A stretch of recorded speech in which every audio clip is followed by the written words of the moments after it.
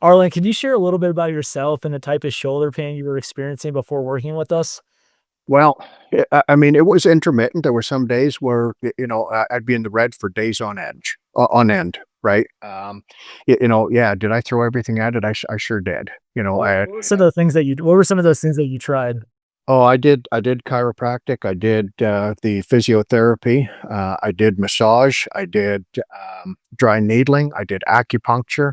And I'm sure I'm missing a ton of other stuff, but Wait, everything ultrasound too, right? I did ultrasound. Yeah, I did cortisone, which did nothing, by the way. I mean, I tried, in my opinion, virtually everything. So for me to have come through all that with very very little results, coming onto a 12-week program where I was skeptical. But I'm tickled to say that I'm light years ahead of where I was. What made you decide to work with us as like a virtual shoulder specialist? I was out of options. Mm. That was kinda it. I saw, an ad of yours, somewhere on social media. I can't even tell you whether it was Instagram or whether it was, TikTok or what it was. Actually, you might have been one of the TikTokers now that I think about it. I think you were TikTok with it. When we went through that assessment, what was maybe like different from some of the stuff that we were like going over or talking about compared to like all the other stuff that you tried? Well, the biggest thing for me is when you and I had our very first meeting. I remember you said to me, "Try doing this, and what's the pain like?" And, so I described that, and then you had me do those first rib mobs. Yeah. And I sat there, I rolled my eyes, you probably saw it while I'm doing this stupid exercise and thinking to myself, "I can't believe I'm wasting my time with this."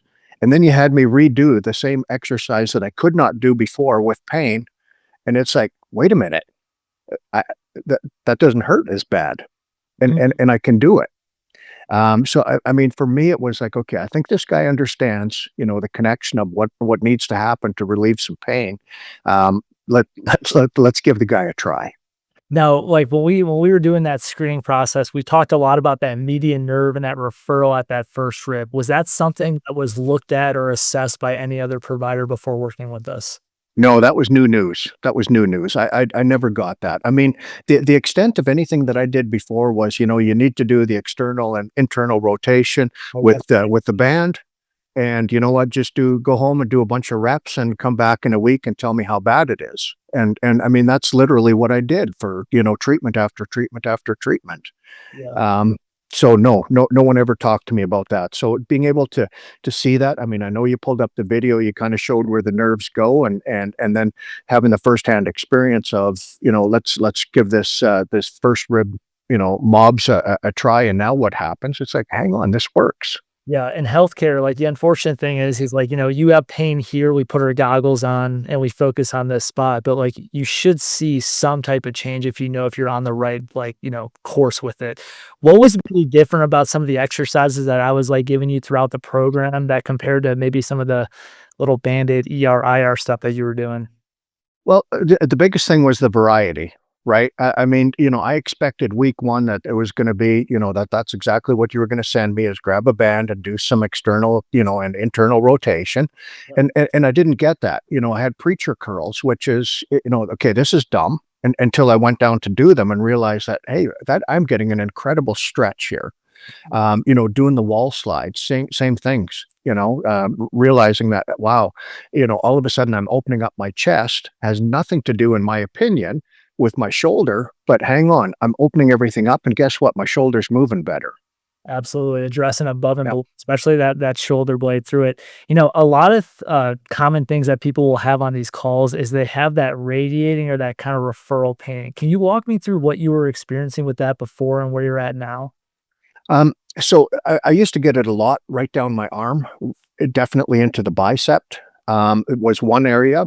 I would also get it shooting up a little bit, even into the collarbone a little bit, but primarily, the pain was always just right there in the middle, right? And depending how badly I aggravated it would depend on how badly it radiated down or up. Um, I remember, several weeks in, I'd corresponded with you that, you know what, I'm starting to have the pain move up. And that was like, "Oh, great. Now what am I doing?" And to get a little bit of reassurance that, you know what, that's a good thing, that helped because I gotta be honest, for me, it was, "Okay, I need to step back. I need to stop what I'm doing because I got pain going somewhere where it never used to be."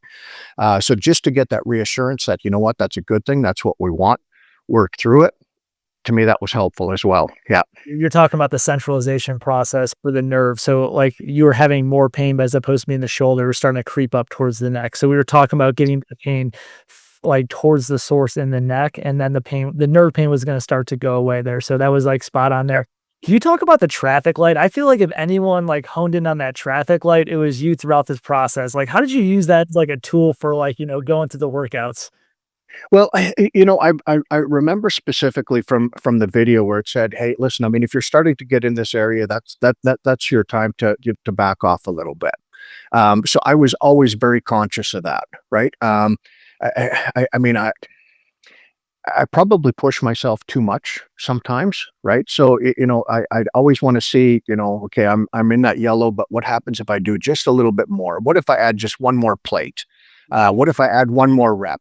That sort of thing.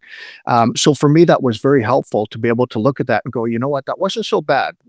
I'm in the yellow, but I'm still not red. So Yeah. let's see what we can do. So to me, that was important to just keep my finger on the pulse there to be able to say, you know what, this is okay. Absolutely. And how did you feel about the support and communication throughout the program, like through the app? Um, it was incredible, and I think I shared this with you once before. My wife made the comment that she thought you were a bot. Because I would send you a text, and it didn't matter if it was 5 o'clock my time in the morning or whether it was 8 o'clock at night. I would get an instant response, and for me, that was perfect. I love that communication. Especially if I was struggling with something and going, "Hey, you know what? This is killing me today." Just to get a little bit of reassurance and go, "You know what? Everything's fine. This is what we want. This is the path, and this is how it's going to look. Expect it." That's all I needed to hear.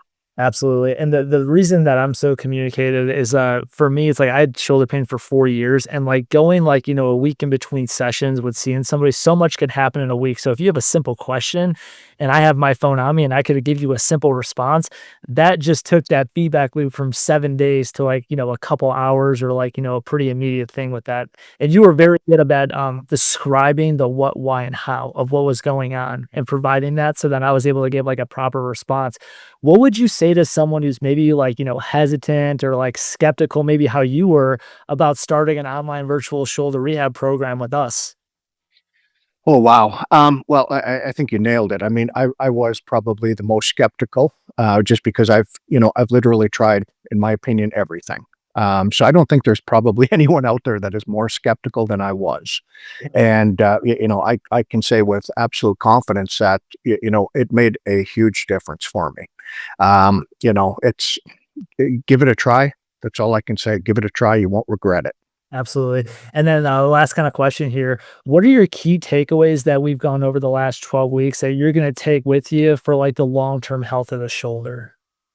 Well, I think we touched on them already. If something is stuck, step back, re-engage a different muscle, go at it again. That was one thing. Keeping an eye on the traffic light, and just monitoring things that way, I think is critical, and something that I'll continue to use. And just also, there were many times where you kind of encouraged me that, you know what, it hurts. I know, work through it, proud of you for working through it. That's what I needed to hear, because it removed that fear of, you know what, I should stop and do nothing. Mm, Right. So, just working through it, knowing that, you know what, I'm not going to, if anything, I'm going to gain more strength by just going through it.